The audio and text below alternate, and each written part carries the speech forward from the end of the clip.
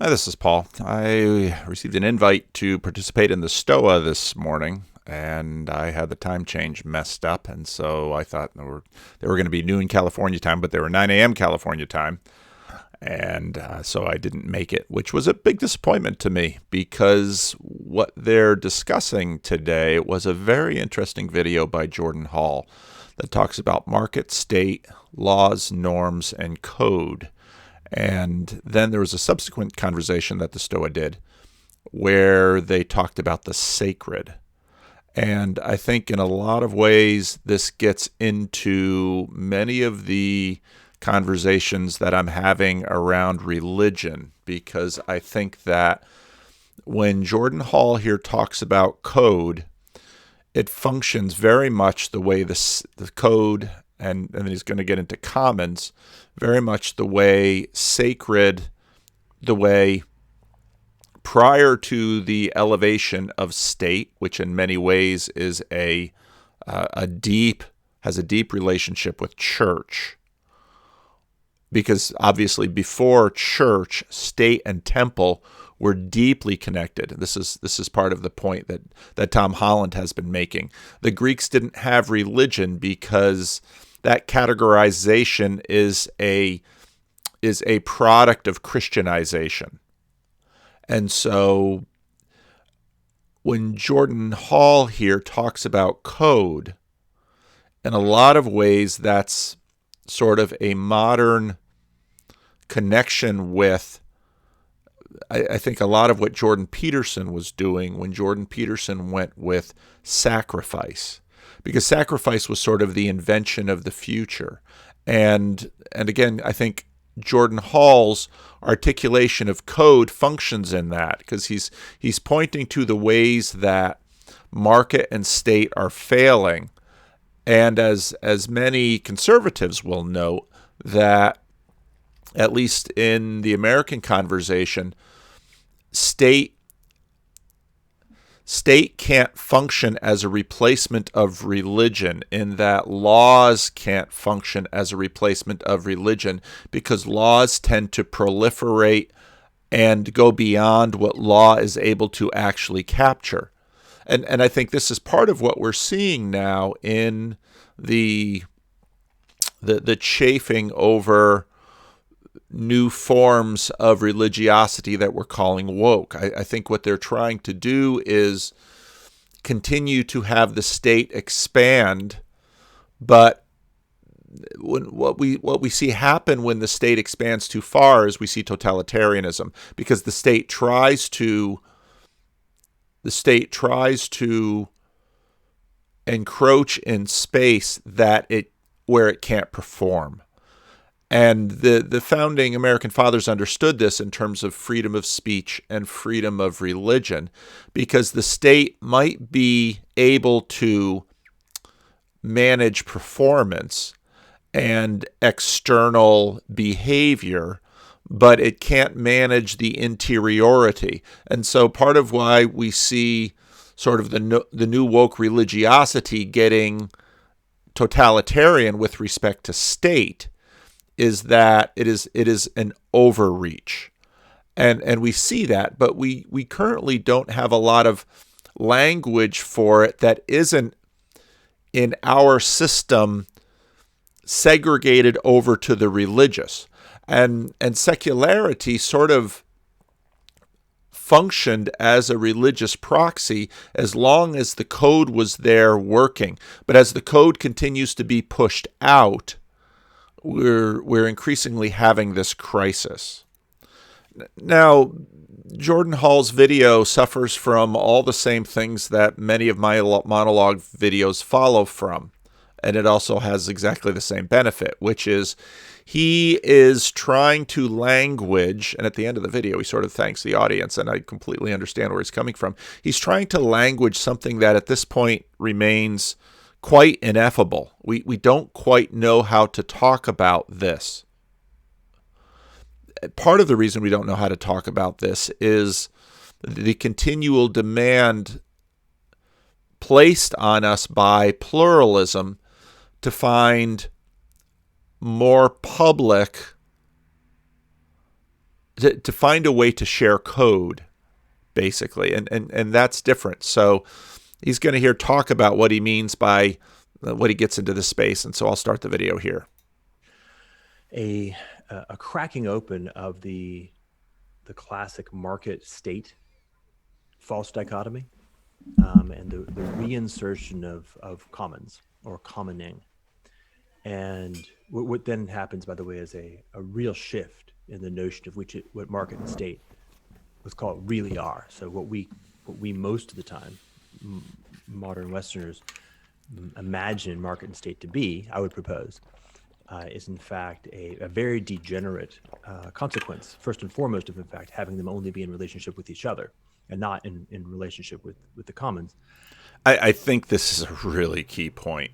And when we get into the commons, when I think about commons, I think of, for example, the Boston Common. Now, my sister and brother-in-law's church is Park Street Congregational, and it's right there on the Freedom Trail. If you take a tour on the Freedom Trail, the tour guides will stop and talk about the importance of the Park Street Church right on the Boston Common. Well, what is a common? And this is what we're going to get into. And the second video that I'm going to play from gets more into that question of common. And I think Jordan is right that you've got market. See, market is sort of a way to divinize and turn money into an agent. Okay, it's in a way a way to. Money is a fiction, but it's an enchantment mechanism. That's what market is. We talk about the invisible hand of the market. It's really an enchantment mechanism, and so that's at play here. And state, of course, already is a principality. It's already Voltroned up into this agentic force in our world. And what Jordan Hall notes is that commons has no agency in our world, and in many ways is sort of left defenseless. And then when you do actually bring the commons not just in, but recognize that it's more fundamental, the other two modes shift quite substantially. And so I mean this both conceptually, but then more importantly, practically. And I think that opens up what I suspect is the primary path of what is the most both viable as well as sustainable direction for a future of governance, which is why this particular topic is so meaningful to me. Now commons there.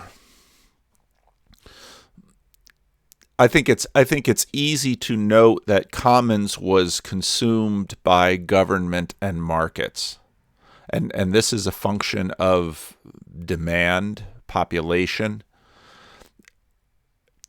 Brett Weinstein has a really good video early on where he talks about the process by which species invade, by which human beings invade territory that is defenseless, and really, in many ways, the only in population growth as a really interesting dynamic here, because if you read Ross Douthat's book on decadence, he notes that part of the reason for our decadence is our lack of growth, our lack of population growth.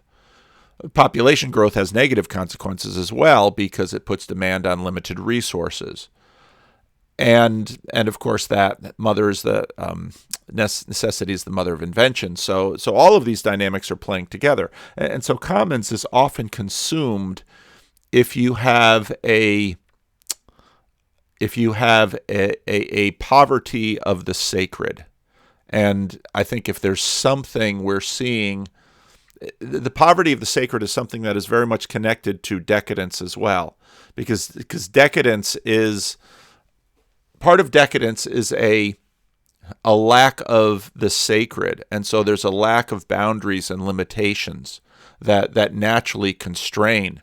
Commons will only the power that commons has to stand up to market and state will be the sacred. And so as Jordan Hall continues to talk about here, he's going to illuminate some of those tools that state has, such as law, and talk about how they relate to the commons.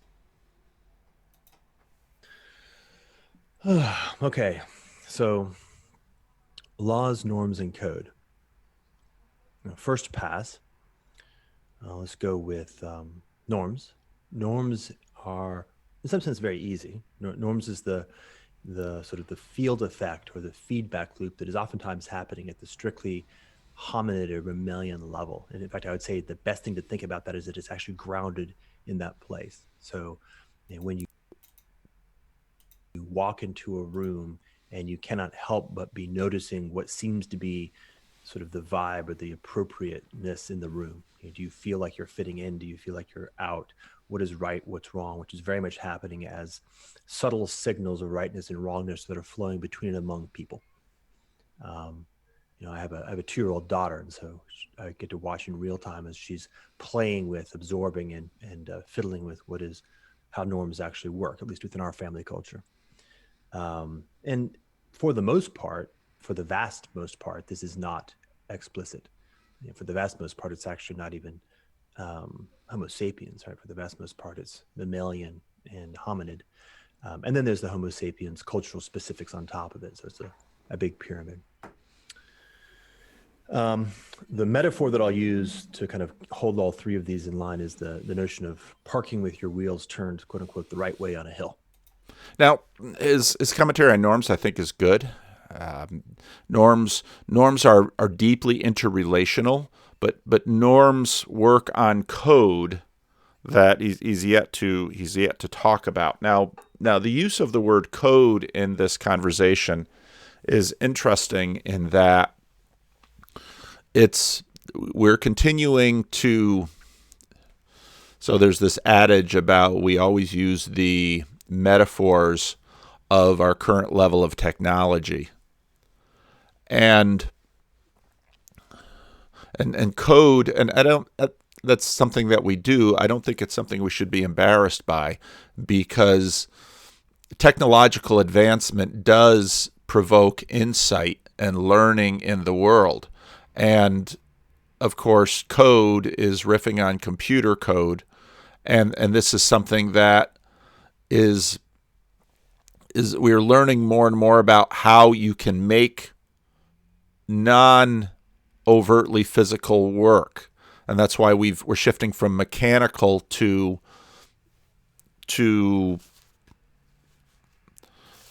computing metaphors, because okay, gears, there's a sort of obviousness to it, but there's a sort of enchantment for computers for us, because they're so powerful and they do so much, and we're such visual creatures, and so now increasingly we're living through screens. Now, norm is also deeply visible, but again, because of how the internet has created a global village, we have a crisis of norms, and in how this relates to pluralism, we're really stretching and reaching for them.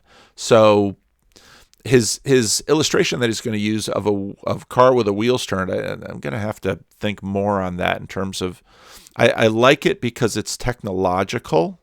It's sort of a technology meets physicality, and you've got a slope, and you've got a car, and you've got a human agent, and now that agent is going to be replaced to a degree by some AI power. And so you park on a hill of some steep grade, and you park with your wheels turned the wrong way. In the mode of norms, someone will come up to you and tell you, you've got your wheels turned the wrong way. Now, depending on the norms of that particular culture, they may be brusque about it and tell you to get your shit straight, or they may be kind about it. It may be an elder, it may be somebody else.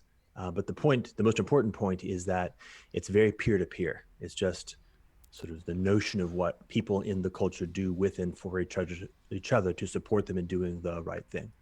And it doesn't necessarily have to be even a sense of violation. It could be a sense of just mistake or error. Hey, by the way, you forgot to turn your wheels in the right direction.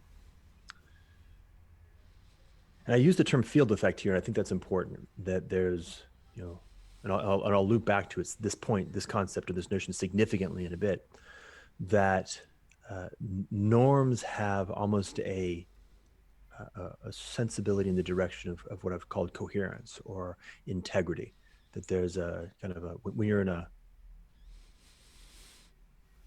party, for example, a group of people, and things feel like they're more or less hanging together, the state or the mode of norms is quiet or okay.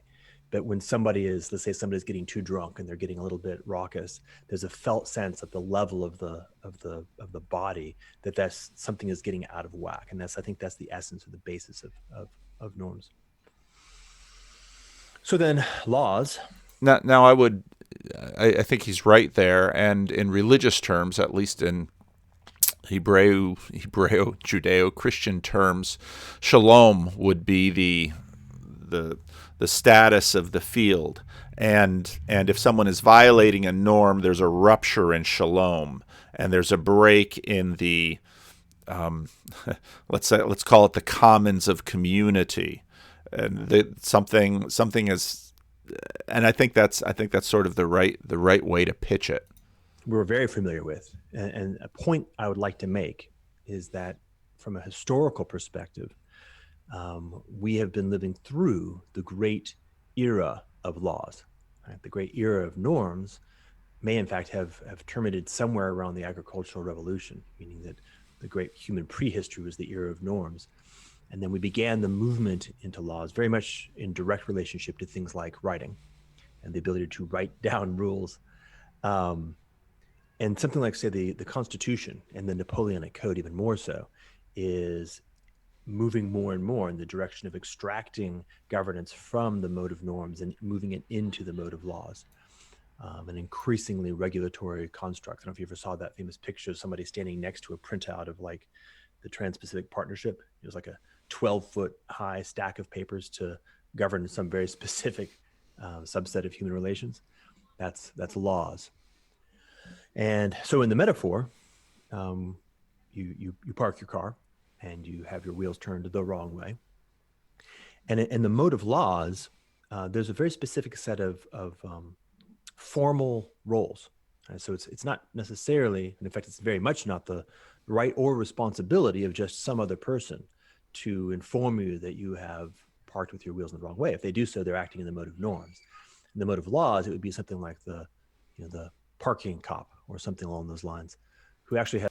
And I think this is a really good illustration here, and I think he's exactly right that in the part of what you see in the medieval period is, at least in Europe, is this constant struggle between church and state.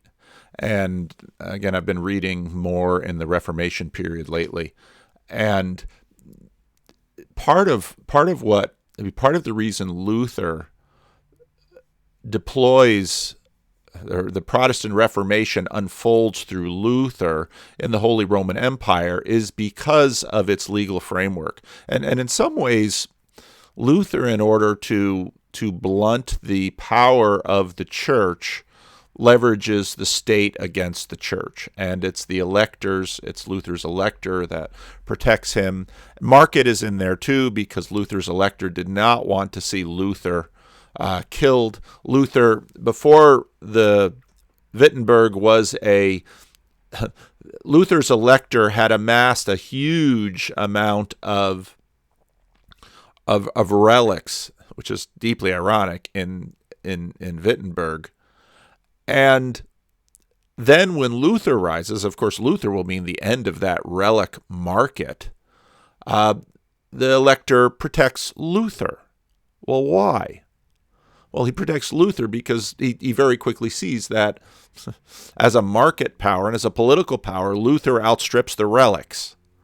And the way that the Protestant Reformation will unfold will mean an end to Roman Catholic tyranny in the way that it was realized in certain places like the Holy Roman Empire. Now, part of the weakness of the Protestant telling of the Protestant Reformation has long been the blind spot of the places where the Reformation didn't happen.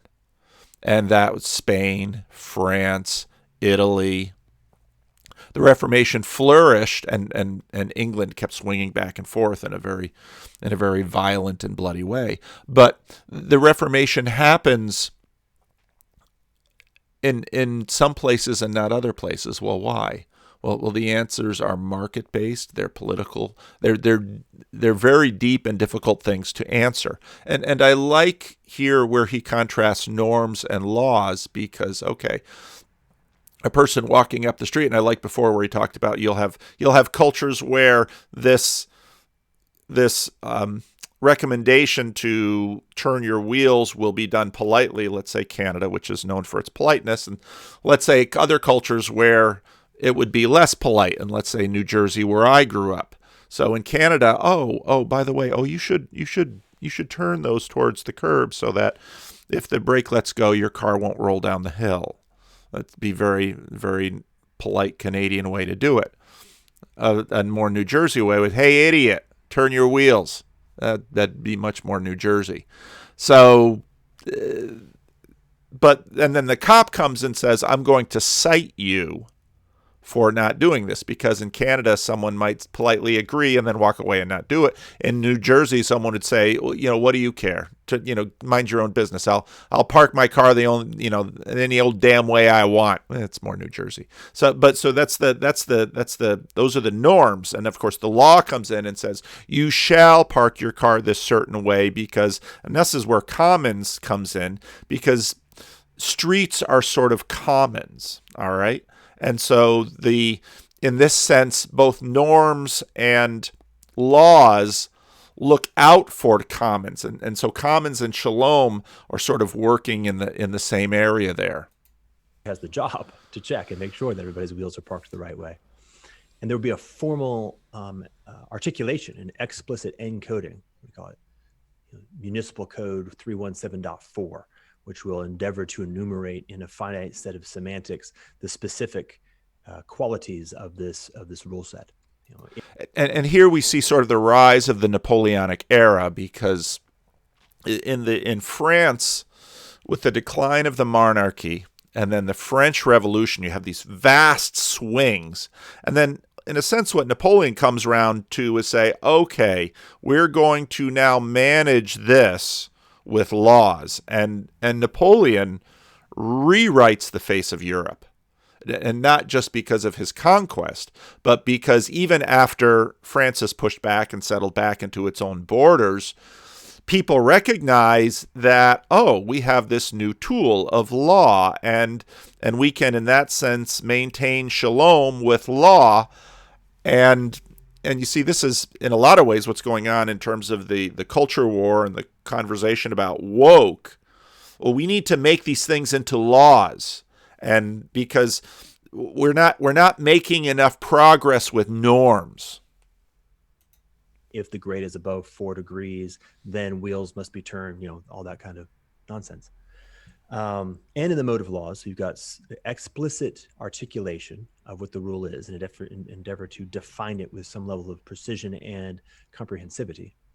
And then formal roles, which would have to do with things like evaluation, adjudication, and enforcement. Right? So at evaluation, you might have the traffic cop who just sort of comes by, writes you the ticket. You may complain, in which case you've moved into the juridical process of assessing the state of facts and their mapping to the state of laws. And then you might be ultimately fined. And if you choose not to pay, then you'll be on the pointy end of the enforcement regime. Now, of course, different governance structures will... Now, way back in the 1980s when I was in college, my major was in history, and one of my favorite professors basically was working through issues of modernization theory. And part of what happens in modernization theory is that you go from the implicit to the explicit. You go from norms to laws, and you have the power of the state to sort of maintain these laws. And this is sort of a natural progression. Now, I think it's important to recognize that there isn't strictly a linear development between these things. You find laws very early on. So, for example, when I am preaching through, I just finished a sermon series through the Ten Commandments.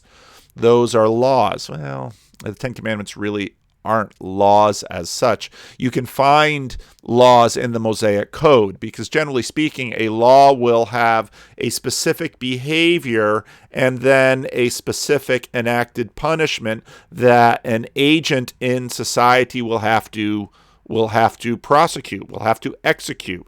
Okay, we have all that language, and so kings were there to put forth the law, and so you see, even in the period of the Protestant Reformation, the Roman Catholic Church couldn't actually execute anyone. The Roman Catholic Church, by virtue of how there was a discussion on the Bridges of Meaning Discord about church and state.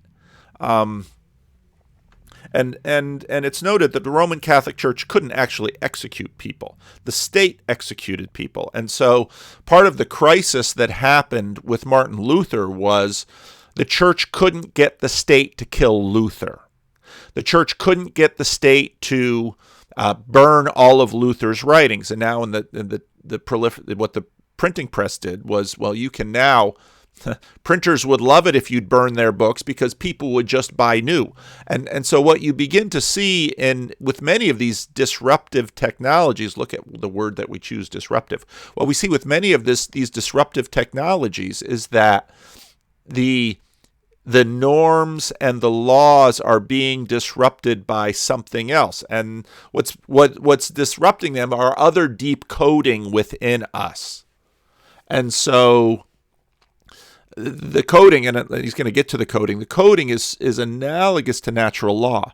But as our reach over the world gets larger and further, we're outstripping natural law. And as we get further and further from nature, we're increasingly living in designed environments where, as he says a little bit later, humans have designed it, and the design of it is the code. So that's what we're talking about. Instantiate laws differently, right? The laws may be handed down as a result of genetic lineage, and rules like who gets to create the laws and who gets to enforce the laws is based on that. We currently live in a regime where, at least ostensibly, it's associated with the notion of you vote for your representative leaders and they have legislative authority, and then judges are appointed in some certain fashion, and then the executive function appoints the evaluation and the enforcement arm. Right? That's the way we've done it. And the architectures of the mode of laws and its relationship with the mode of norms over the past, 10,000 years has been a big piece of how the story of Game A has played out. So then we've got the third. The third is code. And code is actually, I think at this moment, is the most interesting because it's the one that is shifting the most fundamentally. Now, when I first listened to this and we start listening about code, it's like, okay, what's he talking about here? And so I had to listen to it a couple of times and to sort of think through it. Because again, code, we're reaching for a contemporary metaphor. And again, you understand code because of what I said about the fact that when we talk about nature, okay, what are we talking about? There's the aspect of nature that I've been talking about with my videos about C.S. Lewis's book Miracles, of physis, of the thing that goes on its own. And he's leveraging that here in code. And he hasn't brought quite to the fore, but if you're living, let's say, in a rural environment and you're a farmer, the larger systems of planetary movement, of seasons, of weather patterns govern your lives, okay? But with urbanization, more and more of us are living in a designed environment, and this environment has been designed by people via, norms have been involved, laws have been involved, and so in the things beneath this design is now code, all right?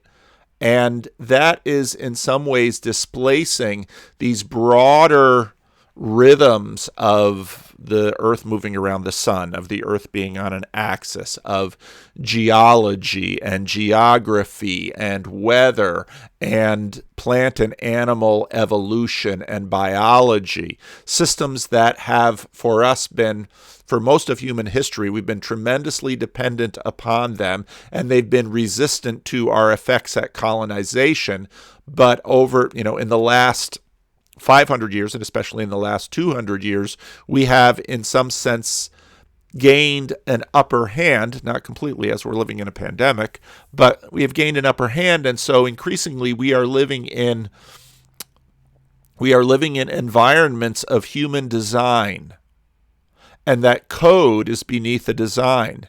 Now, this gets very much at the culture war stuff about an ascendant morality, and we can redesign the world, and is there a human nature, and all this Jordan Peterson stuff that we've been talking about for a couple of years. And some people are skeptical and some people are optimistic, and we've seen some early prototype attempts at remaking humanity within utopian visions. And in a sense, the communist experiment was far left, and the Nazi experiment was far right. The Nazi experiment was uber natural. In other words, part of their anti-Semitism and their project was to get rid of all of this design in a way, but of course you couldn't really pull that off because you needed mastery. And in all of this, there's a sort of a narrative that if we can get the design right, then we can get back to nature, and we won't need law. We won't need law and norm. And obviously, there's elements of that in the communist narrative where the state is an intermediate process, and once we get rid of that, we'll be natural. And the Nazis had sort of a similar idea with respect to the state. We need to use warfare and the power of the state to get rid of states. Again, read Timothy Snyder's book Black Earth, to get rid of states so that natural processes will emerge, and then these hierarchies, these racial hierarchies will emerge, and of course that's the whole Nazi project. Now a little bit later, Jordan is going to say some similar things, and I don't want to trigger you all with that because you can find language like that in the Bible. In the book of Jeremiah, for example, the knowledge of the Lord will be in humanity as the waters cover the earth. This kind of thing. That you will no longer need a law, Jeremiah 33, because the law of God will be in our hearts. It's a very similar idea and narrative progression. And the idea, all these ideas in many ways come from the Bible. They just take some very strange roots. So the idea is that, law is sort of an intermediary governor. And you see similar ideas like this in, for example, the Apostle Paul, that sees the law in similar ways, and so sees the movement of the coming of the Spirit of God in us. And you can find this in Paul's epistles about the Spirit, is that law is displaced and now we are governed by Spirit, not by law. Law is always seen as, this state mediated intermediate thing. And we can see this in children, for example, because children are very quick to understand rules, and at a certain point in their development they're very excited about rules, and then they want to throw off the rules. And so you can see the developmental aspect to law in this, okay? And what we're looking for is to get to a freedom beyond the law. You can see this in literature, that here's all these rules of grammar, and C.S. Lewis writes about this actually.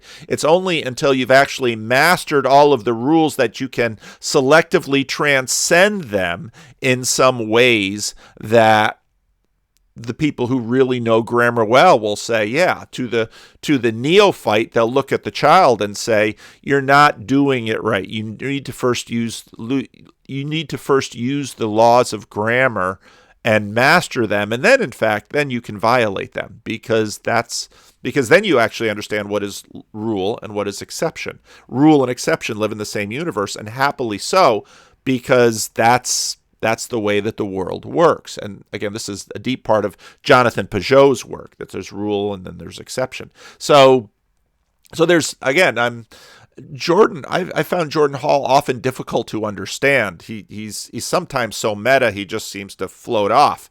And so, but with these ideas, I'm really connecting with these ideas. And part of the reason I'm making this video is because I want to help those of us who are more concrete. I got a note from someone in the Bridges of Meaning Discord server says, I want to do another conversation with you. I said, why? It's because everything that happens in the Vervaeke stuff just floats off into, we need to get more concrete, more down to earth. Well, that's right. Well, this is the connection between heaven and earth. We have to have the stack. In a sense, it's sort of the Tower of Babel stack. It needs to go from the earth all the way up into the heavens. But actually, I think what needs to happen is heavens needs to, this gets into the emergence versus emanation and all of this stuff that we're talking about. And I don't want to float off into being too esoteric. And so that's why I'm making this video, because I think what Jordan is illuminating here and highlighting here is actually deeply germane to the conversation. So code in its earliest form would be the laws of nature.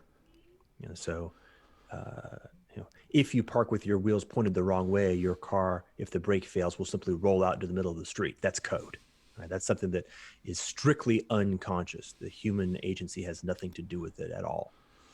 Okay, and this is where we get into this tricky agency business. So is that agency? Well, not really. It's sort of the agency of God number one. It's the agency of the arena. That's the agency of gravity. It's physis, as C.S. Lewis notes in his book Miracles. It's things that go on their own. And you can think of code as creating the boundary conditions or shaping the phase space of choice. So again, it's the arena in terms of Vervaeke's agent-arena relationship. Irrespective of choice itself. And that's a pretty fundamental definition of code. However, and of course, technology itself feeds back on nature. And so technology... Because again, we're increasingly living in designed environments, not environments that is before our design. Changes code, right? So we once had in our code that human beings could not travel through the air. And then, of course, technology changed that such that human beings can travel through the air. And that entered into a whole new regime of norms and laws on how one behaves when you're traveling through the air as a human being. Now, at the sort of the point in the exponential technology acceleration curve, code is becoming more and more a part of the way we actually modulate governance. And here I point specifically to something known as the Internet of Things, which is going to become more and more and more important, whether that's dystopian or not. And it may very well be very extremely dystopian. Now the Internet of Things is so the Nest thermostat in your home, which is connected to your smartphone, so it knows when you leave the house and when you enter the house. It's connecting. It's all of this little automation, which is increasingly AI, which is sort of as agents managing our lives. I mean, 100 years ago, the servant at the house who knows you're returning will cut wood and stoke the fires, or 200 years ago, so that by the time you re-enter the home, the house will be warm. Now Google knows where you're going and that you're coming home, and so it's going to turn up the heat a few minutes before you enter the house via your thermostat. And so you can see how this is coding. This is part of the reason why we're struggling so much to talk about agents, and part of humanism and scientism has been, well, the only agents that we acknowledge for the sake of covering one eye to see the world with the scientific image, the only agents we acknowledge are ourselves. There are no agents above us, or beside us because that's enchantment. This is part of the reason aliens keep coming into the conversation, because those are agents that we sort of can fit within our scientific frame who are above us, because we look out into the heavens and we say, well, there's enough systems out there that surely if things run on their own, there must be other agents like us who are simply functions of the arena that have made them so that they're out there. This is why aliens keep popping into the conversation. And well, I'm going to leave the aliens alone now, but this is his point, that because of all of this technology, the Internet of Things is going to be a big part of this. We are going to be living in an enchanted world again, enchanted by code that human beings have written. Let's make it a self-driving car to really make it work. Your car pulls up to the curb, and the software inside the car causes the car to notice that it's on a grade, and therefore to execute a subroutine that turns the wheels in the direction that was coded into the architecture at the moment of its creation, or at least in its most recent push update from the cloud. So the human in this case has nothing to do with it. The human simply gets into and out of the car. And that's code. Now I just recently I was driving. I've been driving all these different cars because I buy cars and I sell them to my kids, basically, because my kids were all at that age when they would get out of college. Okay, when you get out of college, you buy a car from me. I'm your car dealer, and you can buy a car from anyone else, but you get your best deal from me. So I just recently bought a new car, and I replaced a 2003 Mazda Protege 5, which I really liked that car. That was a great car. It was a fun car. And now I have a new 2020 Mazda, another little car that I drive around in. But this little car has radar and blind spot protection and haptic feedback in the steering wheel, and it watches both sides behind me if there's cross lane. And this car, compared to, my 2003 Protege 5, it had a CD player. That was an upgrade from cars I'd had before. I tend to hang on to my cars for a while. But it didn't have Bluetooth, didn't have an aux jack, and I want to listen to podcasts and things. So now I've got Android Auto and Bluetooth. And so do I use the Bluetooth system, or do I plug in the cord and get Android Auto? I don't have wireless Android Auto yet, but you can, and so I'm playing with this, and so the car has all of this code, and so if I forget to lock the car, I get a notification on my phone. Oh, you haven't locked the car yet, and I know that this is my Mazda is not a luxury high-end car. If you go to Lexus or Acura or some of these higher end cars, the technology just keeps going. And so what does that mean? And this is the code that is built in. Now notice, when we take code as being the laws of nature, we humans are simply reacting to what happens to be the laws of nature. But in this more recent formulation, somebody somewhere wrote those rules.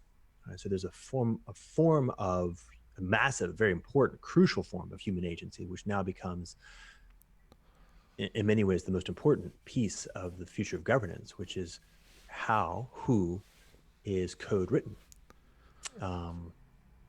Because now code begins to define everything. To maybe put it in a more concrete sensibility, it's funny, long ago, I think maybe in 1990, maybe a little bit later, I read a short written piece called The Postscript on the Societies of Control by a Frenchman named Gilles Deleuze. And in it, he more or less predicted the future in a eerily accurate way. And one of the things he talked about was the flows of divisuals modulated in space. And the example here would be something like what's going on in China with social credit scores.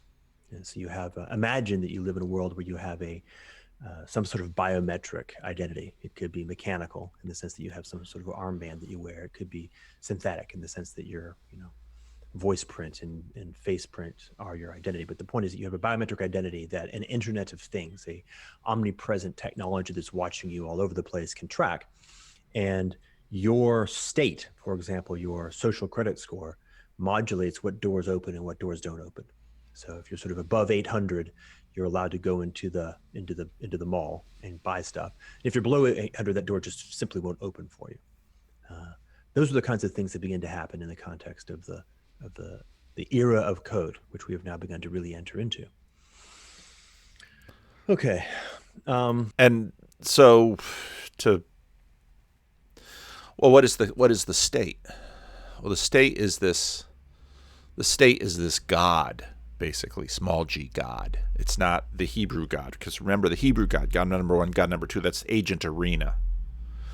The state is a God. The state is a God that lives within the arena of the natural order, the laws of physics. It is a God that lives within a metadivine realm. And it is, in this case, as many gods are, kind of a composite human being. And in order for that God to work, well, it both is sort of God-like, but then is dependent upon human beings to feed it, just like ancient pagan gods and ancient pagan temples. The temples were places for the feeding of the gods and depended on what the gods ate. And what the gods ate most of is what the priests ate. And so in the ancient world, these gods grew their power out of the temple, and the gods were, in a sense, the whole priestly class altogether. And in that way, Pharaoh, the heads of state were also gods. They were embodied gods. Now you can get into Jordan Peterson's first lecture of the biblical series, where he notes that part of what happens in the Christian Revolution in the Roman Empire is that the God is above every human instantiation of God. And these are some of the struggles that you see in the Hebrew scriptures between the kings and the prophets, because, let's say, between David and the famous Bathsheba incident, there is a God above David, and David must answer to it. Now, let's pick another famous Bible story of Ahab and Jezebel and Naboth's vineyard. Naboth has a vineyard that King Ahab wants because it would make a nice vegetable garden, and it's nicely close to his palace in Samaria, and so he longs to have this vineyard, and he can't because, well, why can't? Because he has inherited these laws.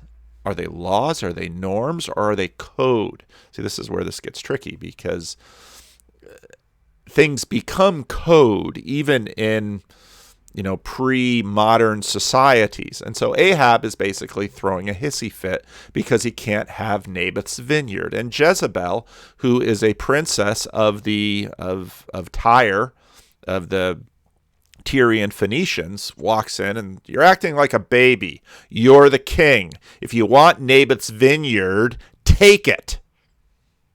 So now we've got some issue of commons going on here. And so Ahab basically pulls a very totalitarian move, concocts a story. Now notice, he can't even just take it by force, because that would alarm everyone. And so what he does is he basically concocts a story and makes Naboth an enemy of the state to justify his seizure of the vineyard. And of course, who comes in but the prophet? And Elijah comes in and says, I know what you did. God revealed to me what you did, and he's not going to permit it. In other words, in the ancient world, code, law, and you get this from Hammurabi, you get this in Moses, this is pervasive in the ancient world, law comes from the gods or from God. And that's critical in understanding the creation of the commons. That's where we're going in this. Because there is a space. It's a sacred space. It's a holy space. It's inviolable. And the reason Ahab was having a hissy fit was he was caught between this inviolable sacred space and his desires. And basically, in terms of religious worlds, you say, yeah, that's grow up and learn to deal with it. And it's the tantrum of a 2-year-old. I want my brother's toy. Well, it belongs to your brother, and you'd better not take it. Now, it's Cain and Abel. It's all of this stuff that's built in there, and Jezebel says, that's create a pretext, take the land, have your vegetable garden, be a real man. Well, what's Jezebel doing? What is she? Well, she's slowly taking out the code of Moses in Ahab and putting in the code of the Tyrian Phoenicians. So these are very old stories that are happening here, and it's just that these things continue to evolve as technology evolves. And just to kind of throw something out there, this doesn't fit quite right, but it's maybe useful. In the era of laws, a concept that sort of represented the notion of what good law was the notion of justice. So the notion of justice represents the degree to which and now justice is in some ways the interface between good law and the code. The articulation, adjudication, and enforcement function of law is felt to be good, right, in some way. And the more people who feel it's good, the more the felt sense of justice pervades the community. Because it's in harmony with code. In the era of which again is where you get natural law, and his code is very tightly connected with natural law. Someone should tell Carl that when Paul's talking about natural law again. Carl believes I'm beyond hope. Code, or specifically in the mode of code, I would propose that the equivalent is something more like design, so that well-designed codes is coordinated with just laws, something like that.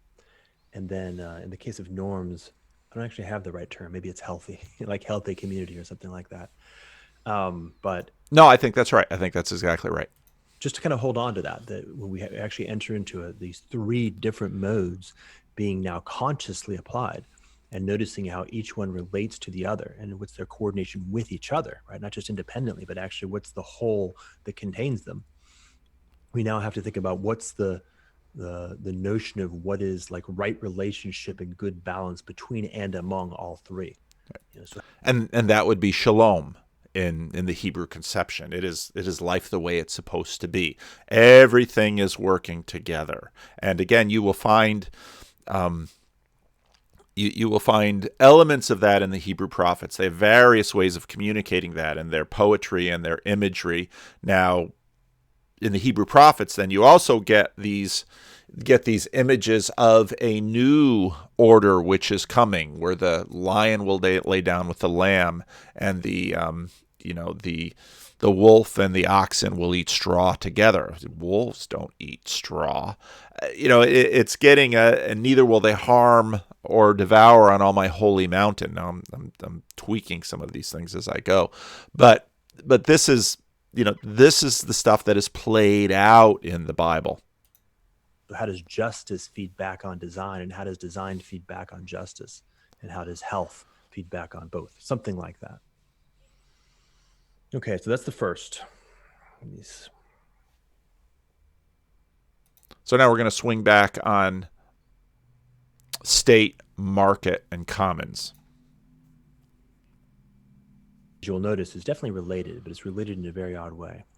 And if the first is almost like at the level of fundamental modes, the second is more like institutions, so more like tools. And here there seems to be 3 distinct tools, although it may not be strictly 3. It's definitely not 2, but it may be more than 3. Historically, we've seen state and market, and now I'm going to introduce the commons. Now, the first thing I noticed when I was beginning the process of contemplating this and having conversations about it is that many people were confused about the notion of the commons as symmetric conceptually to market and state.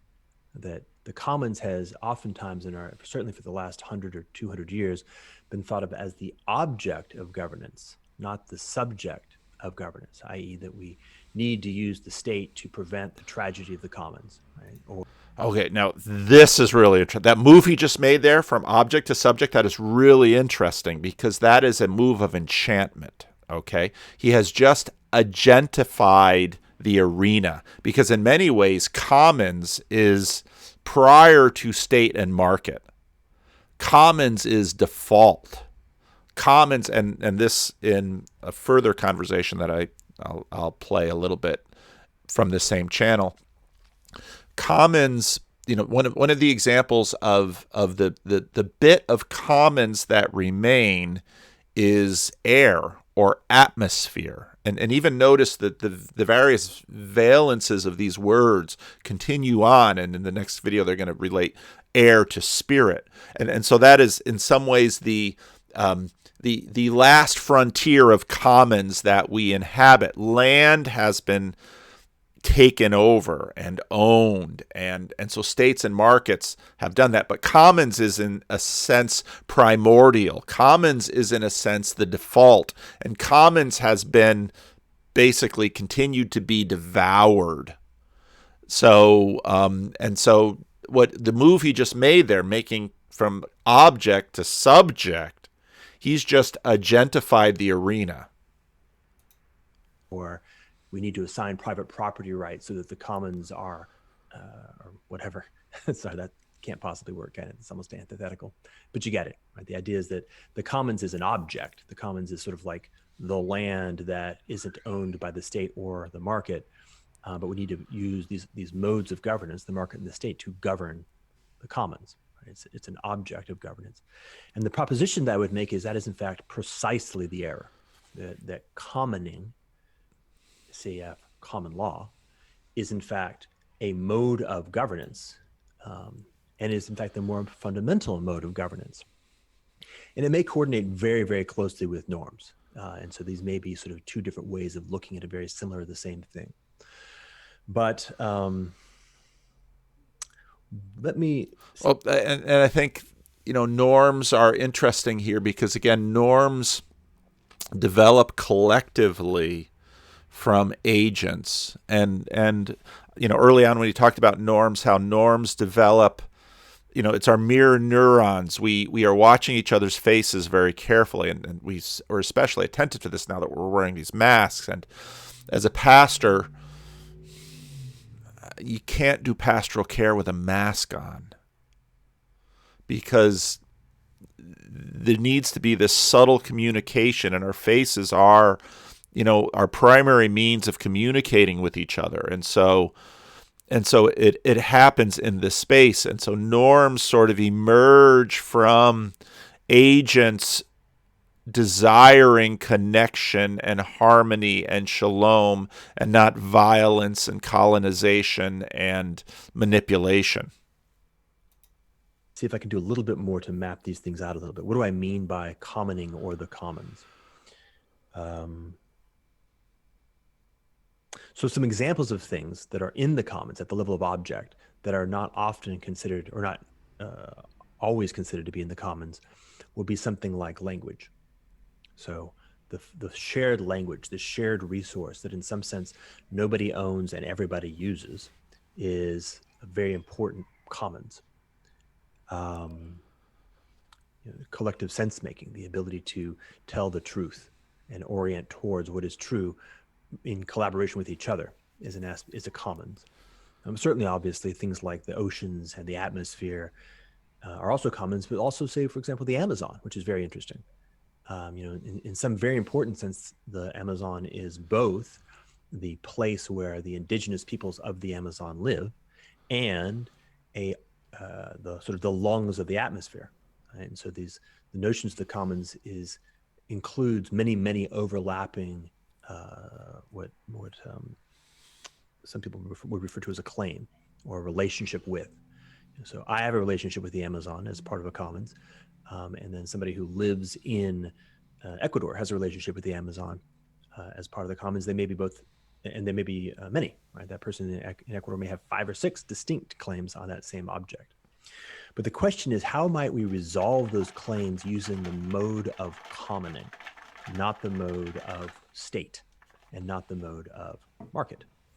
And See, this is where the tensions get very, very interesting between them, because what is state? Well, state is a collectivized agent, and market is a decentralized agent. But they're both agentic. And so commons is again arenic, and he's saying commons is not only arenic, it's also agentic. And these polarities are working back and forth, but you've got state and market are within, they're sort of within the agentic commons, but then they devour it. Okay. a fundamental proposition I would make is that a catastrophic error for the past 150 years, at least, if not more, is that the endeavor to manage the claims on the commons using either the market or the state or both creates havoc. It creates a disaster. Right. And I think the reason for that is the sacred is missing. There's in the story of Naboth and his vineyard and Ahab and Jezebel, the collapse happens when the sacred is violated. And the sacred in that sense, it was instantiated in law, the law of inheritance. It was instantiated in norm, but the protector of that was the God, was the God of Israel. And so he sends in the prophet, and the prophet says, this is where you get ideas of karma, let's say, because the God comes in and says, you violated something here, and your violation of it will be meted out. Now, here's in religious traditions, the God is patient. Why? Well, why is the God patient? Well, the God can be patient. Why?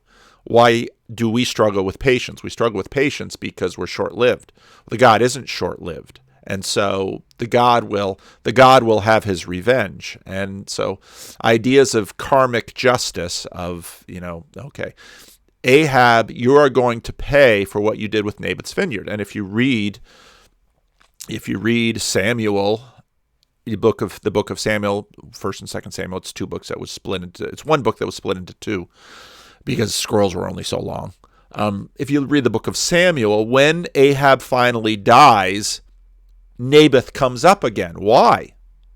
Well, because he violated shalom. Well, why? Well, why Naboth? Well, again, and this is part of the way that the Bible and, in fact, human beings work. The violation of shalom in the taking of Naboth's vineyard, and for example, with David as well, the violation of shalom in taking of Bathsheba and killing Uriah the Hittite, the violation of shalom, it must be accounted for, and it will happen in time. But the stories are emblematic of. This wasn't the only. This was an incident. This was an example of who Ahab became in his deformation of the code that had been built into him, which goes all the way back to Sinai. Okay? That's how that works in terms of biblical logic. And what you see in the northern kingdom is the continual deformation, the continual corruption, the continual decadence of the kingdom is dissolving. And what is it dissolving into? It's dissolving into all of the other nations. And so these lost 10 tribes, so what does that mean? It means that the kingdom dissolved into the rest of the world, and the only place that, in a sense, that the dissolving was resisting was the southern kingdom. And so it's a long, complex history, but it's playing out in the same way that Jordan is talking about here. Neither the market nor the state is, in fact, the proper governance mechanism for the commons. And it is largely through the rediscovery and the revivification of commoning as the proper governance mechanism for the commons that we can, in fact, regenerate the commons, all of the commons. And then what actually happens, which is very interesting, is that allows the market and the state to settle back, to release things that were never theirs in the first place, and therefore settle back into a much more subtle and stable location that they're more appropriately able to handle. And so here, in this little corner of the internet, the religion that's not a religion. Why are we looking for a religion? Because we're looking for the code. And that has to, and that code has to govern and actually market and state leverage the power of code in order for them to function properly within the ecosystem. And that's really what he's looking for here.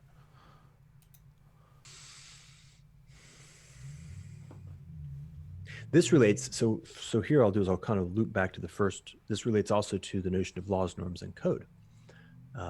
Laws have been pushed way, actually, the more I think about it, the more I'm astounded by how far beyond their capacity laws have been pushed. We're living in the in this massively hypertrophied legal regime where laws are pushed to try to do stuff they couldn't possibly do. The emergence of code as a conscious modality, and the building skillfulness in design will release an extraordinary amount of responsibility. The emergence of code as a conscious modality. That's almost Jordan Peterson's God right there. The emergence of code as an almost conscious modality. That's Jordan Peterson's God.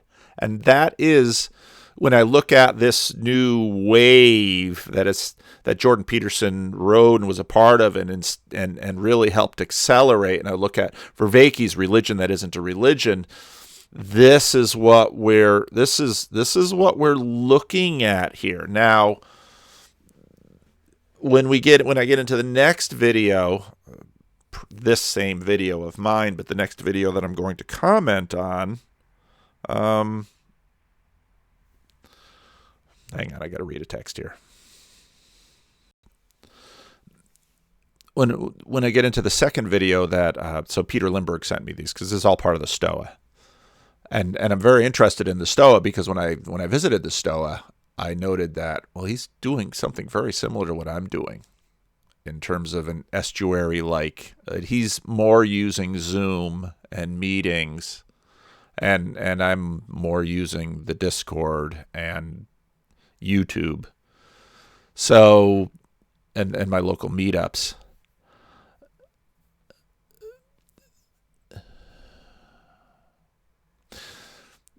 Because what we're really talking about in this video is what is religion, but it's deep religion. It's not just, this thing that churches do. And when I was thinking about this morning, I was thinking about the fact that for many, deconstruction is because of the bifurcation of these worlds, and the world where cell phones work and governments achieve things, and all of that is the world. So people look at church and say, well, churches don't work very well, but this stuff works very well. Prayer doesn't work very well, but technology works very well. And so there's this bifurcation. And what I think all of these things have in common is an attempt to reintegrate them once more, okay? To say, okay, well, what's going on here in the religious space, and what's going on? And they're not two worlds, but they're really connected. Well, how are they connected? Well, that's what we're trying to figure out. We're trying to figure out how they are connected and how we live within them. Okay, that's in some ways the estuary project. Let's connect these worlds, and so that's why I think this conversation, some of the insights brought out in commons, code, for me, really started to help put some things together. And I think for many of us, okay, the Ian McGilchrist conceptualization between our minds, we've been feeling these things intuitively, and so we're trying to articulate them. We're trying to systematize them.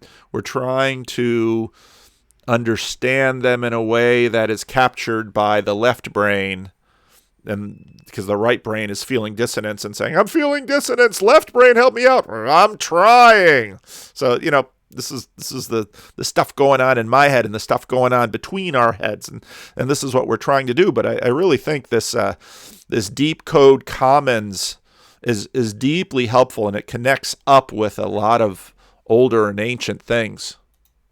And will allow laws, like something like 90% of laws, will simply evaporate because they will no longer be needful. Again, I can read passages out of the book of Jeremiah that say that almost exactly. And it will actually, I think, also reawaken norms to a very large extent.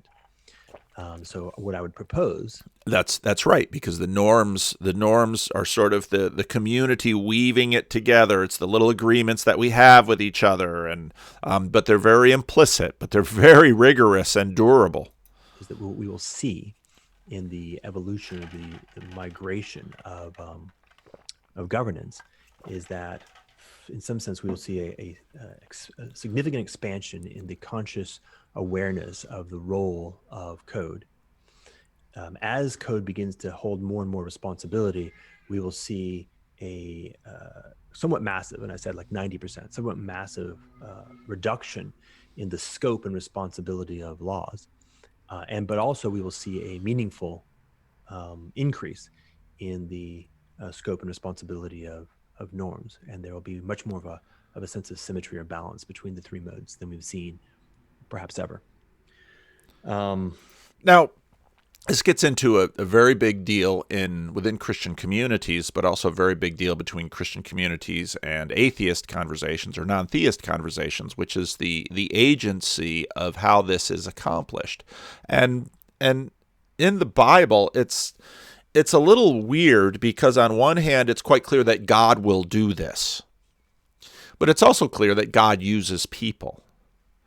And so actually getting that right in terms of a part of the conversation between, let's say, Protestants and Catholics is the agency of the church. And part of the pluralism that has happened in Protestantism, which is always seen as a bug and is in some deep ways. Look at my question and answer where I talked about Protestantism. The agency of the church, the church doesn't always exhibit good agency, and anyone, people outside the church throwing stones at church are like, yeah, you don't. It's like, you think you have to tell me that? I live in this house you're throwing stones at. I even understand why people run out of here, in the words of one woman here, like their skirts on fire. I understand why people flee the church. Trust me. I as a pastor, you see more of it than most people do because you see the stuff that doesn't get aired. And but you're seeing this thing all around. So how does this process manifest itself? And again, the biblical image is one of this is the role of God's Spirit. God's Son and God's, the Son and the Spirit both, in a sense, bring to earth. See, the Son descends. Look at the Gospel of John. The Son descends. The Spirit descends like a dove. They bring to earth, thy kingdom come, thy will be done as on earth as it is in heaven. They bring heaven down to earth. And then look at, we're in the Christmas season now, let heaven and earth rejoice. I mean, the earth, there's this antiphonal process that happens. The angels come down in Luke and sing to the earth, and then the earth responds in song to heaven. And so you get this up and down process.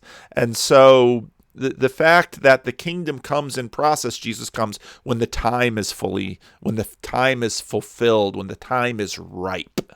And so this is the process that happens whereby we get to these eschatological visions of lions and lambs laying down, and the earth is covered with the knowledge of the Lord. No longer will someone have to go and talk about the law, because the law of the Lord will be in each of our hearts. And all of this is the language of the Bible. And this is the stuff he's working on in this video. It's fascinating to me. And then if I flip back again, I apologize, and I'll probably stop talking after this because I feel like I've run out of useful things to say for the moment. Something similar happening in the other cluster, so that as we reawaken and rediscover ways of going about commoning as a form of governance, this will release enormously the amount of burden that's being carried right now, particularly by the state, and allow things to shift a lot, massively actually. So maybe I'll kind of drop down a level of concretion. So that was all happening at a pretty high level of abstraction, of more or less pure concepts and their relationships to each other. If I take this jumping off point and drop down, what I would propose is that in this new relationship, the content of the state, that the legislative function will almost entirely evaporate. That if you think about it, if laws are going away in a big way, like reducing by a factor of 90%, then the legislative function, as it turns out, was actually is a primary hypertrophy, meaning it's vastly more takes up vastly more of our time and energy than would be appropriate. The king comes. It's the return of the king. The king only in a sense returns. And presidents have, Trump sort of broke from this, but presidents usually send out their, they do, think about Trump's negotiation with North Korea.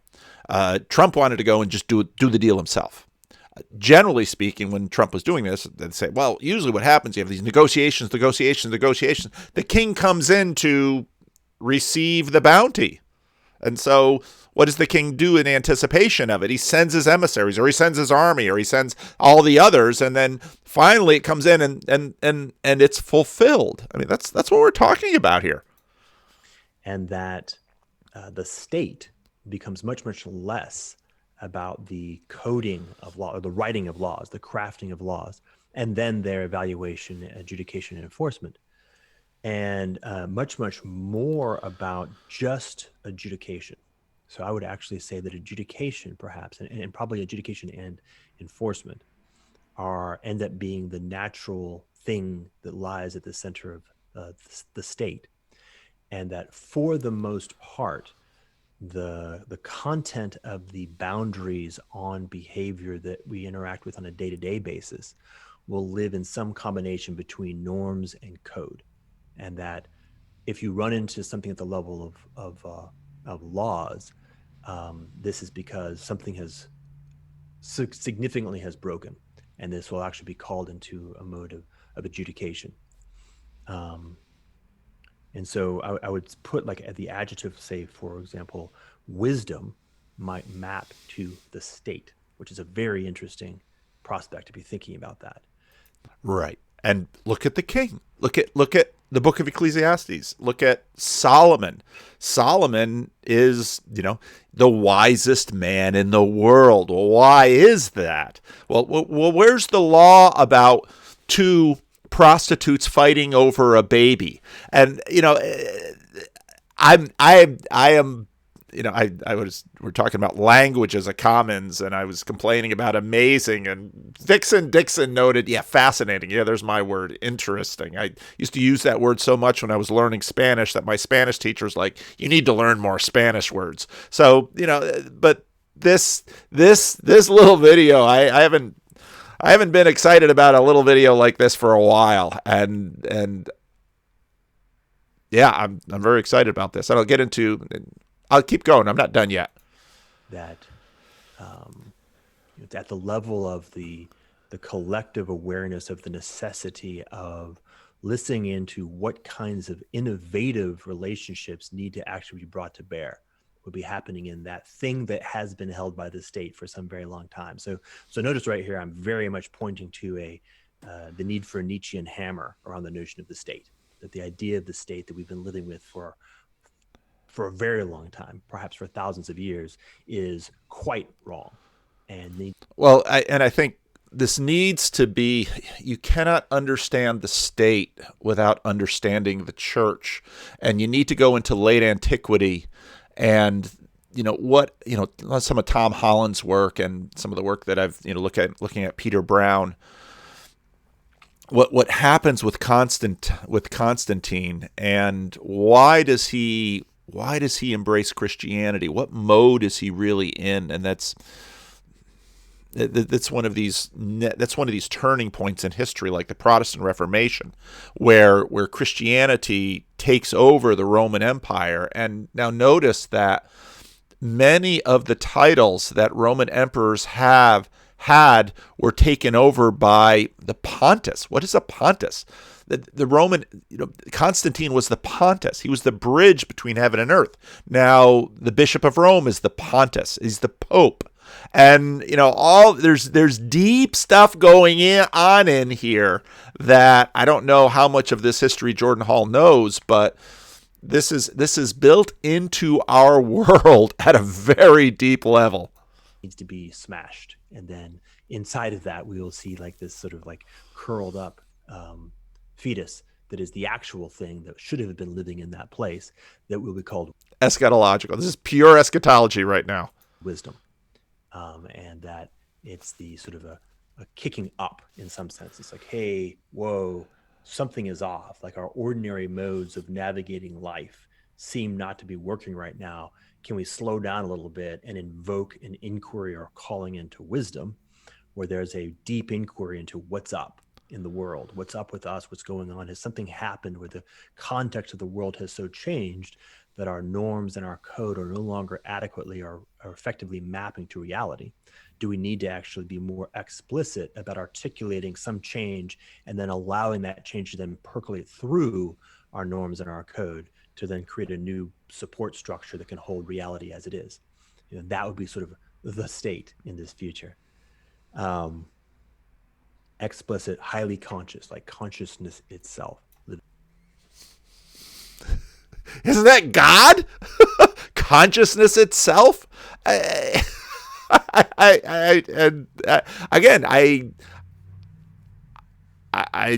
couldn't believe. So again, Peter Lindbergh sent me this, and I was going to have this conversation with them, and I botched the time zones.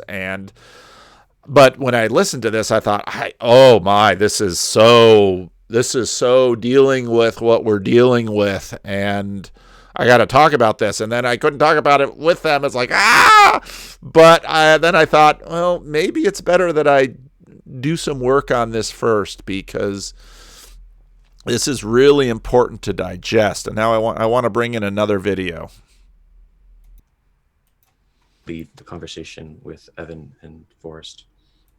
Okay, this is a second video that Peter sent me, and Peter's up there. I'm trying to figure out where I can put my little square, because we got all these squares. I'll be Peter. I'll be Paul Lind in Hollywood Squares. I'll be in the middle. And so Stoicus Potter, Peter Lindbergh of this Stoa. Stoa is a porch. I mean, oh gosh, it's fascinating to me the way these conversations are going and the language that they're using. And he brings in these four. Jordan Hall couldn't have made this meeting. We get this whole thing of people not making their meetings here. And mine was my fault. And the first part of this conversation, I really got into. So let's get into it. And Benita Roy, I don't know any of these people, but Benita Roy, I think, really nails some things right out of the gate here. And I'm worried about the volume level in their video, so I'm going to turn my own volume down.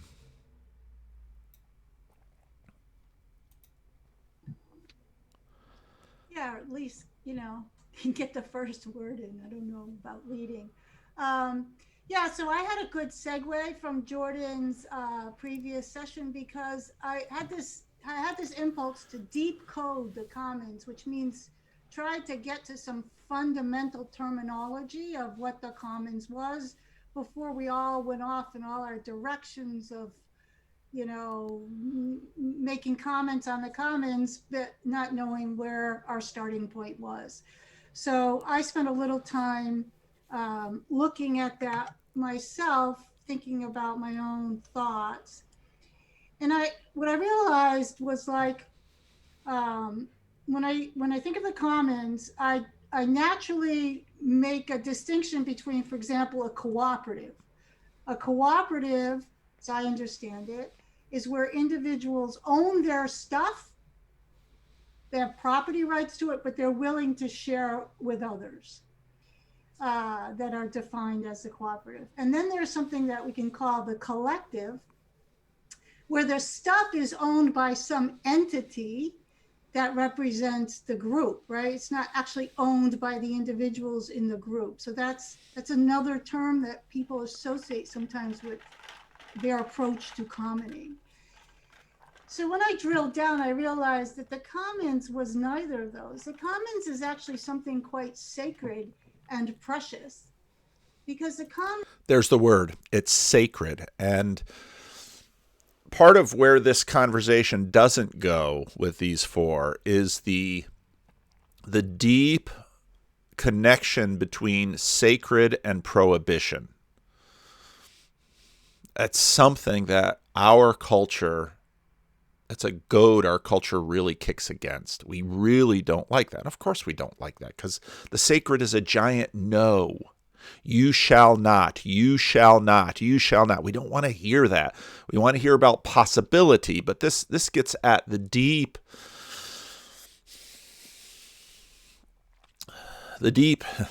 we don't want no. And again, this something, this the deep code in human beings. Why in a perfect garden is there a tree with a prohibition around it? Why? We look at ourselves and say, you put that in, our violation of that prohibition is inevitable. That's something that has to be dealt with. And so the sacred is, and again, I look at the Mosaic law. The sacred is, you have inside the camp and outside the camp. You have common and holy. Okay, this is the language from the Mosaic law. It's common and holy. And there's a deep relationship between commons and holiness. And part of the reason common has been destroyed is because of the lack of holiness. There needs to be, the holy makes the common. Okay? And without the holy, without the sacred, you won't have a common. Let's keep going, because there's a lot of good stuff here. Commons originally meant something that can't be owned or is not owned by anyone or any legal entity. So then I started thinking, I kind of got down a rabbit hole. Can't be owned by any human entity. Okay, there is an owner, but the owner is a level above. And again, this is where we're getting into our democratic culture, that and again the what I call sometimes the virus that got out of the lab, which is it belonged in the lab, where we cover one eye and we do science. We take out the personality, we take out the person, but we have to do that in order to uncover the other eye to see through both eyes. That's what we're looking for. So the manifest and the scientific image are properly nested so that they can function together. And so the holy creates the common. All right, that's foundational here. About what is the commons today, so we can think of the atmosphere. I mean, very little is left, like the atmosphere, maybe some parts of the ocean. Then I got into this rabbit hole. How about our microorganisms, or seeds, or migratory animals, or our gut biome, or the human genome, or the human immune system? These started to mean the commons to me, and I felt that they were under threat. So first of all, I'll just put both my things up there and then let the conversation carry on. So that was kind of like my starting position and the rabbit hole I got to. And the question that I would like to pursue on more practical level is, um, when we think of consciously creating commons, first of all, under which one of those terms, how do we avoid, how do what we create avoid becoming an insular mimetic tribe or a cult? So if we're trying to create a collective, do we just select like from our, mimetic tribe? Like, how do we design these things so that? And I think her first observation is that a commons is not a collective and it's not a cooperative. And again, this is where the sacred and the holy are coming to bear here, because there needs to be an agent a level above us. And that is, again, what Jordan Peterson notes in the first biblical series, where in the Roman Empire, the emperor is below the god. And the god, the emperor gets his laws from the god. And Ahab cannot take Naboth's vineyard. And David cannot take Uriah's wife. And we have this instantiated in our land, that we're a land of laws and not men and women. And this is in fact what's under threat currently. We no longer are able to agree upon the laws, and we see these systems breaking down, and we see laws as merely human and therefore violable. And so basically what we trigger is Ahab, Jezebel, and Naboth. And we trigger David, Uriah, and Bathsheba. And now the laws are just pretexts by which we get what we want. And there can be no commons in such a world. Because, again, the holy, the sacred creates the commons. That's how it works. It can work no other way. And again, now that we're in a situation where we're living in a designed world where where our function of the coding is much more obvious, we have these anxieties about justice. Let's get in a little bit more here. They don't become that, or does it actually even matter in your definition of the common? So that's my kickoff. I don't have answers. They came to me as a series of hard to answer questions.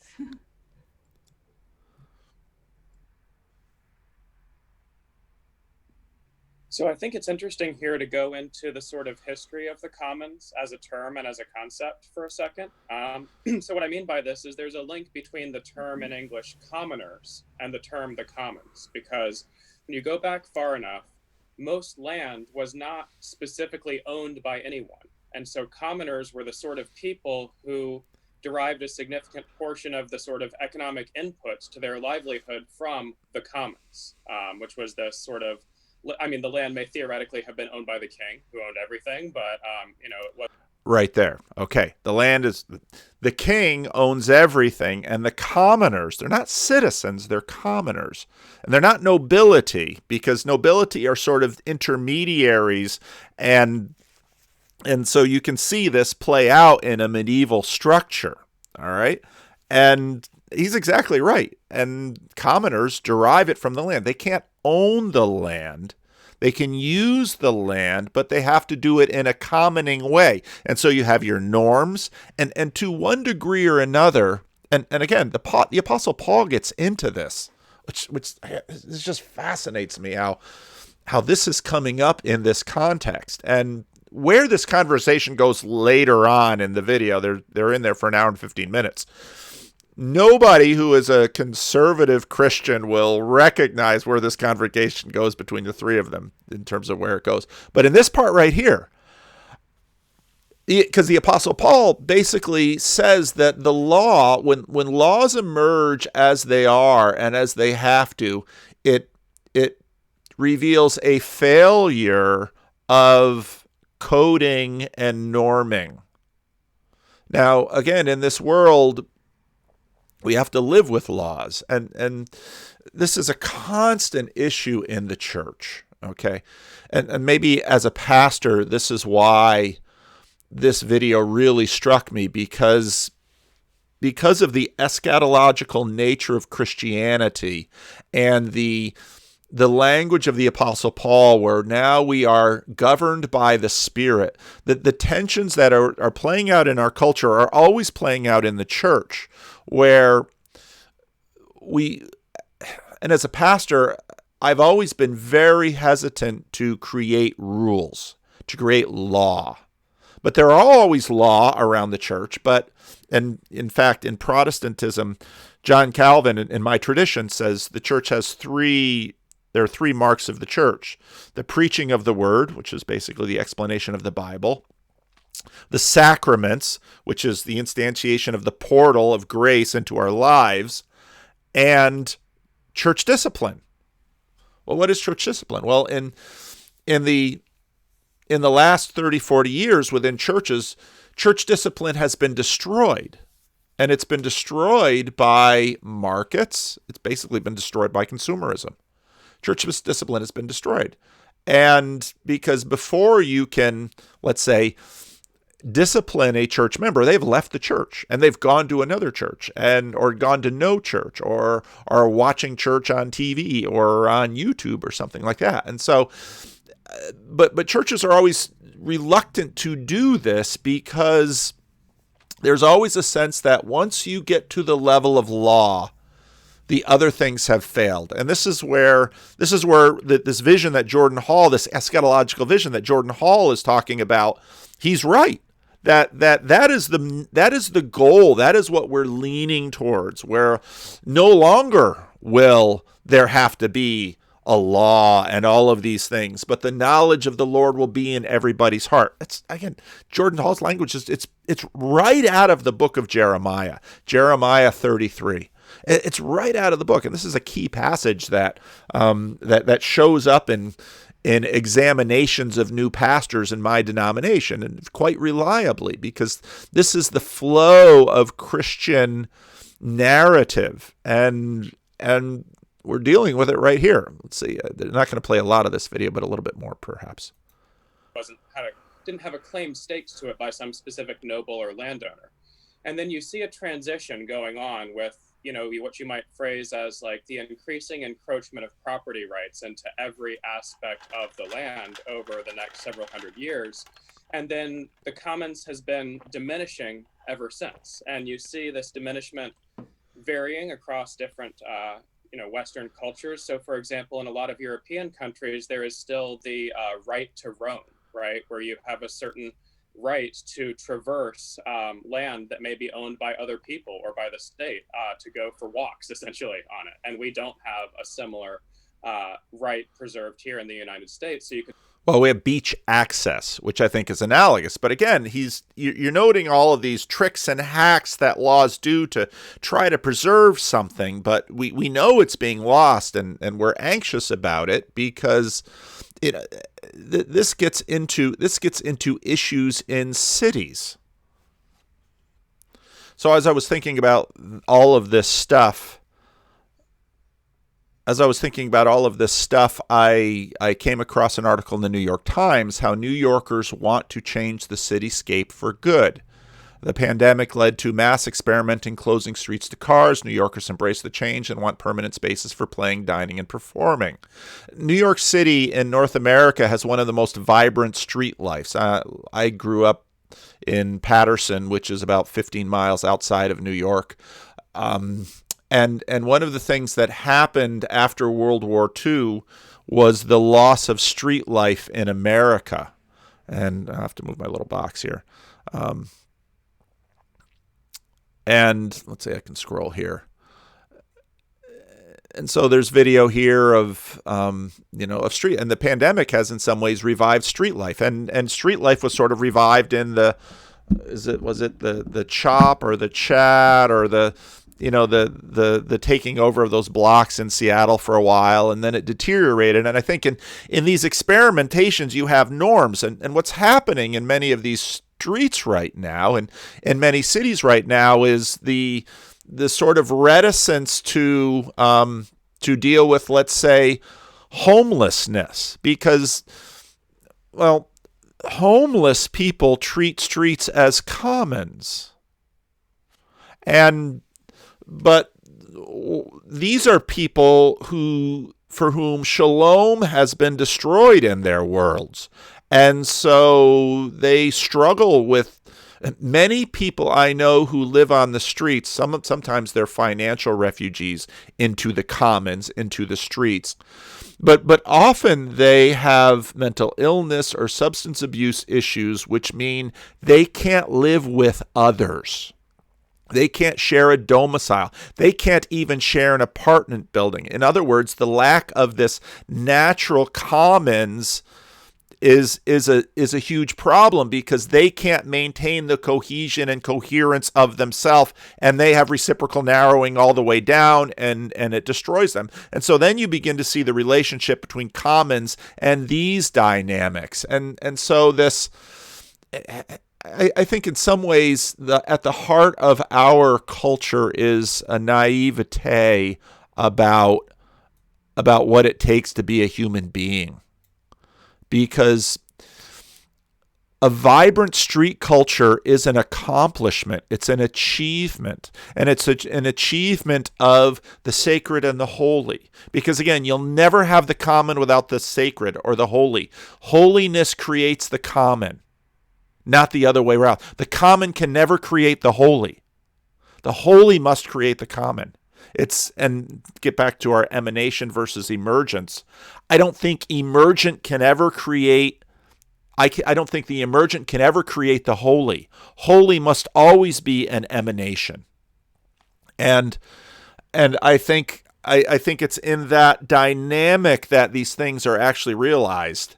And it's for this reason that our attempts at this without the holy continue to fail. Now maybe that's a good place to end the video, because I think it's sort of in this space that the conversation, I mean, we've had our little corner of the internet has little sub corners, and so we sort of have the Christian corner with Peugeot and I, and we have the non-theist corner with John Vervaeke and Sevilla, for example, with her value. There's something there's something, my God number one and God number two very much gets into the God of the Hebrews as agent and arena. Okay, well, that's easy to say, but it's hard to figure out. And what Jordan Hall was dealing with is sort of the agentification of the arena.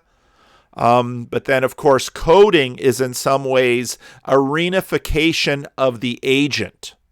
All right. And so what Jordan Hall is sort of creeping in on that, and the subsequent conversation begins to encroach. And then they get over into rights. And it's like, well, if that conversation goes further, let me pause here and go back to it. You could say the commons has been even further circumscribed here than it has been in certain places in Europe. So I think that historical trend is an interesting lens into a discussion. And I've never been to Europe, but my impression is Europe has done better with things like street culture and better with the commons because of their more ancient code that is instantiated in various ways in the cultures. Discussion of what the commons is, and perhaps a project, if you will, of recommoning, which seems to be something that Jordan was gesturing at during the last session. So I wonder what y'all's thoughts are on that. Well, and again, I don't think you're going to get into recommoning without the holy, because the holy makes the common. The common can never make the holy. For my own part, Benita, I really liked your introduction, and I found it quite thought-provoking.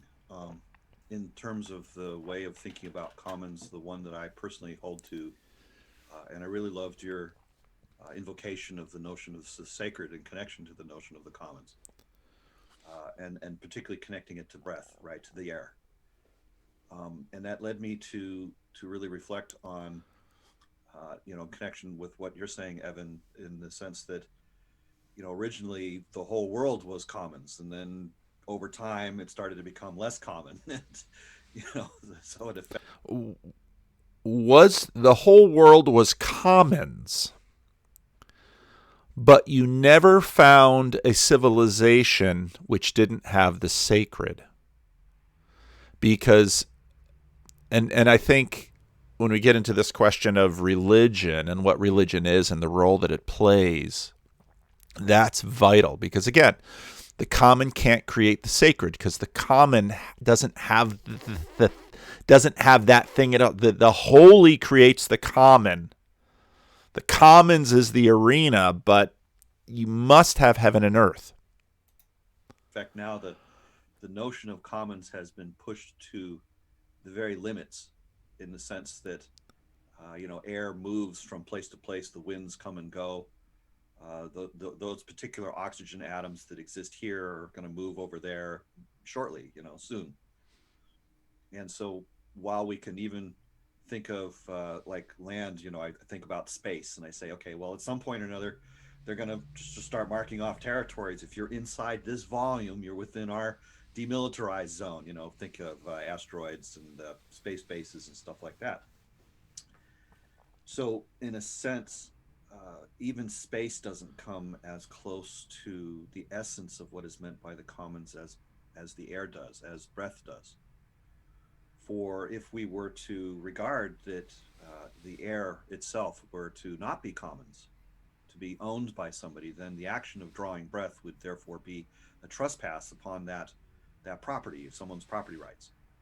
And of course, it's not very far to see that, if you're unable to draw breath, you're unable to live. And therefore, the connection and the immediacy between the vitality of the commons and the vitality of one's own personal life is therefore an immediate and direct one.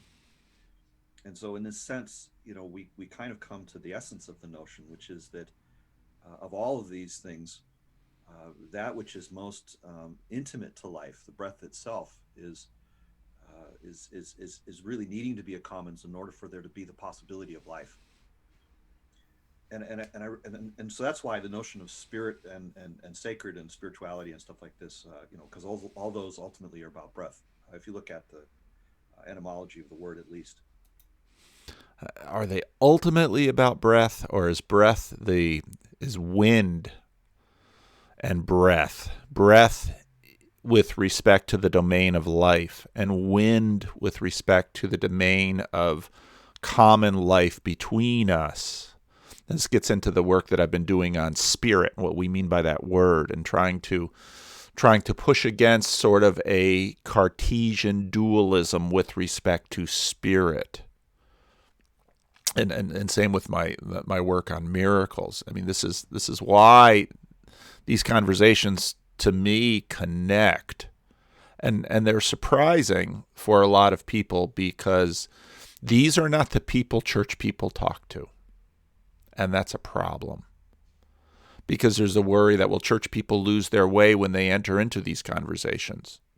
Well, I don't think so, because, well, just look at the shape of the Bible itself. And so he's actually, Forrest Landry's going to get into objects and also into objects and verbs, which, again, if you've been following the conversations with Michael L.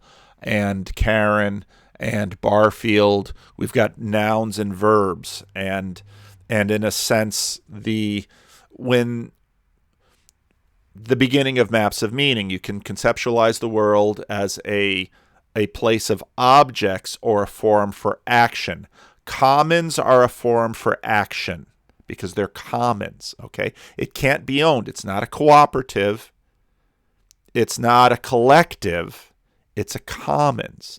It's open space, but the sacred is in this space. And if you have, again, you cannot have commons without the holy or the sacred.